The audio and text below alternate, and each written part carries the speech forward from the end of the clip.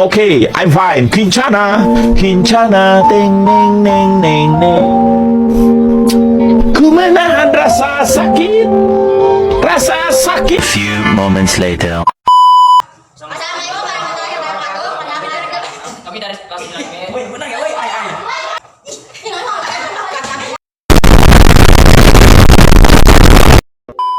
A few moments later. Just then, later. End of flashback. Assalamualaikum warahmatullahi wabarakatuh.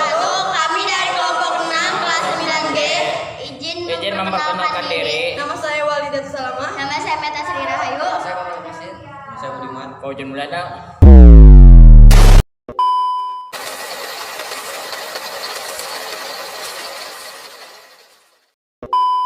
Wabarakatuh. Perkenalkan nama saya Muhammad Mukhlisin dari kelompok 6 kelas 9G. Saya membacakan materi ke-1. A. Dekomposisi. Metode dan komposisi dapat membantu dalam penyelesaian masalah yang secara satu persatu suatu dari masalah yang kecil, masalah yang sulit. 1. Bahasa program. A. Bahasa program tingkat rendah low level merupakan bahasa generasi B. Bahasa program tingkat menengah middle level merupakan bahasa program C. Bahasa program tingkat tinggi hingga level lebih terstruktur dan mudah mengikuti. Mohon maaf tidak ada kesalahan kata-kata.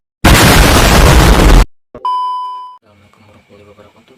Nama saya Fauzan Mulana dari kelompok 6 9G SPN 1 Barus T Informatika. Saya di sini akan menjelaskan kelebihan fungsi dan prosedur. Pengetahuan fungsi dari prosedur pada bahasa program antara lain sebagian berikut. Nomor 1. Pemecahan sesuatu. Pemecahan suatu program menjadi beberapa subprogram, itu prosedur atau fungsi, akan memudahkan kondisi dalam pemecahan masalah. Nomor 2. Pemecahan program rumit dan besar menjadi program yang lebih kecil, menjadikan program lebih mudah dibaca.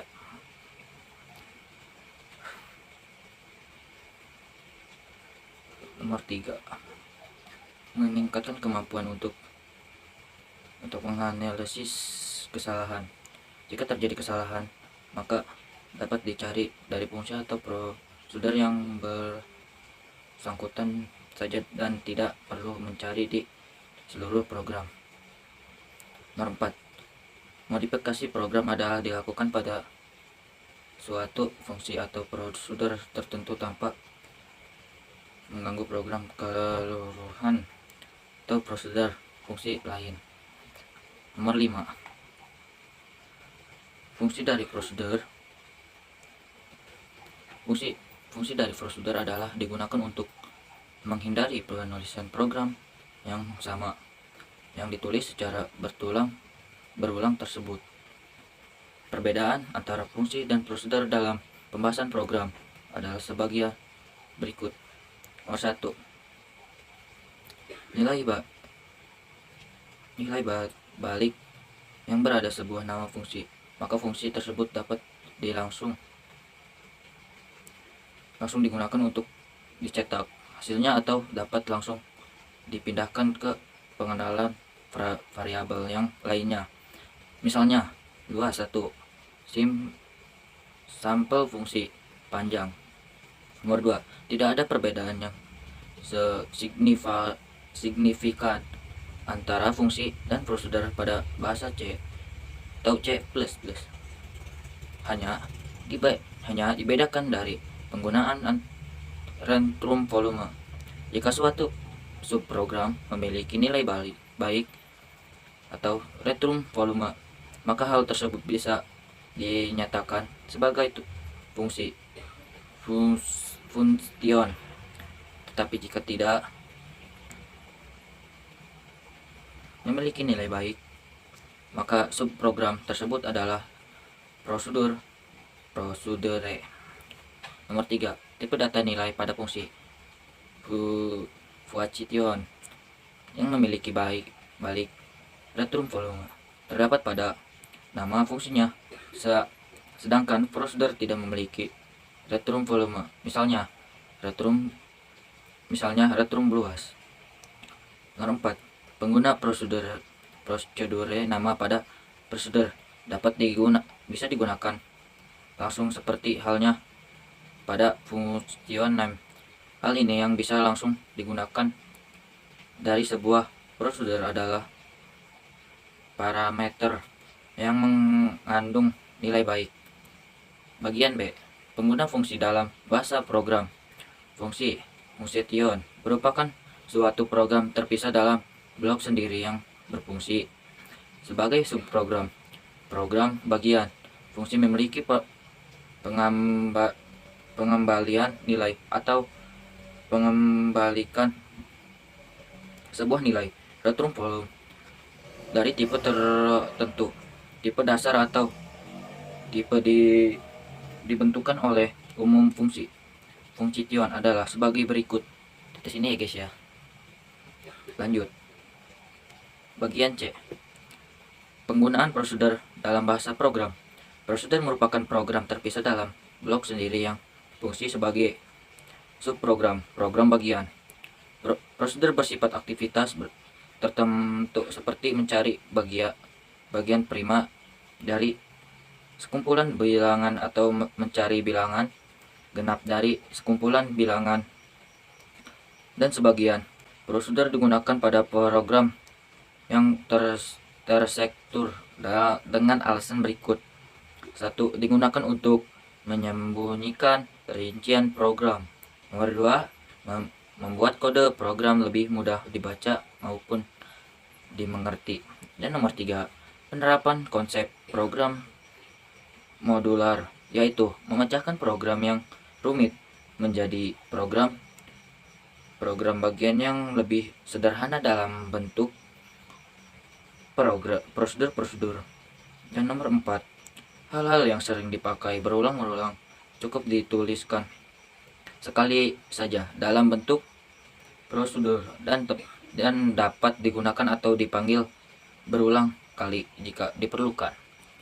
Dan selanjutnya, ciri-ciri prosedur yang baik adalah sebagai berikut ini. Nomor 1, berukuran kecil atau small size. Ukuran yaitu panjang kode program atau panjang algoritma pada sebuah prosedur. Ukuran kecil pada sebuah prosedur bertujuan agar lebih mudah dibaca. Nomor 2, hanya dimiliki satu fungsi tujuan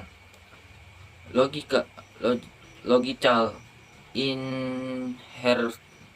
Itu ya guys. Sebuah prosedur sebaiknya hanya memiliki satu fungsi tujuan atau hanya memecahkan sebuah masalah dalam program dan tidak bercampur dengan tujuan lain. Nomor 3 atau nomor akhir, tidak tergantung pada prosedur lain. Independent. Sebuah prosedur sebaiknya bersifat mandiri. Artinya, sebuah prosedur dapat dijalankan dan diuji tanpa menunggu bagian lainnya, prosedur atau fungsi lain selesai. Misalnya dengan menggunakan variabel lokal. Cukup sekian dari saya. Assalamualaikum warahmatullahi wabarakatuh. Assalamualaikum warahmatullahi wabarakatuh. Nama saya Walidatul Salamah dari kelompok 6 kelas 9G. Di sini saya sebagai pemateri ketiga. Saya akan menjelaskan tentang persoalan komputasi dalam robotika. Apa sih robot itu? Robot merupakan alat mekanik yang dapat melakukan tugas fisik, baik menggunakan pengawasan dan kontrol manusia, ataupun menggunakan program yang telah didefinisikan terlebih dahulu, atau yang disebut dengan kecerdasan buatan. Perkembangan teknologi pada robot tidak dapat terlepas dari komputasi. Robot disusun dari alat-alat mekanik secara sedemikian rupa untuk melakukan berbagai tugas yang dapat meringankan pekerjaan manusia. Salah satu jenis robot dalam kehidupan manusia adalah robot industri yang dapat diprogram untuk melakukan berbagai macam aplikasi pekerjaan di bidang industri. 1. Sistem komputer pada robot. Robot industri terdiri dari suatu kerangka kaku atau link yang dihubungkan dengan sendi atau join yang dapat melakukan gerakan relatif. Robot berupa suatu rantai kinematik terbuka dengan setiap variabel sendi didefinisikan sebagai satu variabel tunggal serta memiliki jumlah sendi sama dengan jumlah derajat kebebasan. Pada bagian ujung dari rantai link suatu robot disebut dengan N-effector. N-effector berupa peralatan yang ditentukan dari aplikasi robot yang bersangkutan, misalnya gripper, overlash, atau perangkat lain. Sistem utama robot terdiri atas 1. Sistem programming. Seorang pengguna robot bertugas untuk mengarahkan agar robot dapat menjalankan tugas khusus yang diharapkan. Programmer menggunakan kotak mengajar kontrol robot dan mendorong robot untuk posisi yang diinginkan. Kemudian menyimpannya, misalnya kecepatan perjalanan, sudut smoothing parameter, parameter proses, dan lain-lain. Ada juga yang kedua, kontrol robot. Kontrol robot merupakan program aplikasi robot dengan menggenerasikan serangkaian nilai-nilai sendi dan kecepatan sendi dengan cara yang tepat untuk kontrol umpan balik. Pendekatan kontrol, misalnya kontrol adaptif, kontrol non-linear, kontrol sendi independen, dan lain-lain. Dan ada juga mekanik robot. Mekanisme robot mengubah torsi sendi yang diterapkan oleh drive servo menjadi gerakan yang sesuai. Motor AC dapat digunakan untuk menggerakkan poros. Sedangkan resolvers berfungsi sebagai sensor posisi dan biasanya terletak pada poros aktuator. Resolvers adalah perangkat yang dikeluarkan dua sinyal analog, yaitu sinus dari sudut poros dan lainnya kosinus. Sudut poros ditentukan dari besar relatif dari dua sinyal. Kinematika inverse dapat dinyatakan jika pemberian suatu posisi dan orientasi dari N-effector robot dengan menghitung semua kemungkinan set sudut sendi untuk mencapai posisi dan orientasi yang ditentukan. Keberadaan solusi kinematik secara tidak langsung dapat mendefinisikan ruang kerja robot tertentu. Selain itu, kadangkala robot tidak dapat mencapai posisi dan orientasi yang diinginkan karena terletak di luar ruang kerja robot dan masalah posisi statis. Bahasa pemrograman pada robot berfungsi sebagai antarmuka antara pengguna manusia dan robot industri. Sistem pemrograman offline sebagai sistem perangkat lunak pemrograman robot telah dikembangkan melalui komputer grafis, sehingga pengembangan program robot dapat berlangsung tanpa akses ke robot tersebut. Robot dapat melakukan beberapa jenis gerak, antara lain. Yang pertama ada PTP atau point to point. Point to point yaitu gerakan yang menentukan konfigurasi robot di awal dan titik akhir. Gerakan PTP dapat digunakan untuk tugas mengambil dan menempatkan di mana posisi dan orientasi sepanjang jalan tidak penting, karena gerak ini sangat sulit untuk memprediksi dalam ruang Cartesian. Maka programmer harus berhati-hati tentang kemungkinan tabrakan antara robot dan lingkungan. Di sisi lain, gerakan ini mudah dan cepat dalam perhitungan, karena tidak ada transformasi kinematika inverse yang perlu dihitung. Aplikasi untuk PTP banyak digunakan pada gerakan spot welding, handling, mengambil, dan menempatkan mesin transfer. Yang kedua ada gerakan CP atau jalur berkelanjutan, yaitu gerak yang menentukan seluruh jalan tentang posisi dan orientasi dari TCP. Gerakan tersebut lebih sulit dalam perhitungan dan memerlukan waktu eksekusi yang lebih lama daripada gerakan PTP. Aplikasi untuk gerakan CP antara lain arch welding, deburring, gluing, dan lain-lain. Sekian dari saya, mohon maaf bila ada salah kata. Terima kasih dan dilanjutkan oleh materi keempat. Wassalamualaikum warahmatullahi wabarakatuh. Assalamualaikum warahmatullahi wabarakatuh. Perkenalkan, nama saya Mata Sarahayu. Saya dari kelompok 6 bagian 4. Perangkat lunak simulasi robotika. Robomil digunakan untuk memprogram robot yang berkaitan dengan logika, ilmu komputer, dan robotika. Algondo dirancang untuk tujuan pendidikan. Blender adalah merupakan perangkat lunak open source. Cukup sekian dari saya. Assalamualaikum warahmatullahi wabarakatuh. Assalamualaikum warahmatullahi wabarakatuh. Izin memperkenalkan diri, nama saya Budiman, kelas 9G dari kelompok 6. Di sini saya akan menjelaskan tentang bab 5, yaitu komputasi. Microsoft Robotic Developer Studio. Microsoft Robotic Developer merupakan program simulasi dalam pembuatan robot untuk mengurangi biaya proyek pembuatan robot karena tidak perlu melakukan percobaan fisik yang memerlukan biaya. OpenHRP 3 digunakan untuk pengembangan dan simulasi sekumpulan komponen untuk mengembangkan beberapa robot yang lebih kompleks.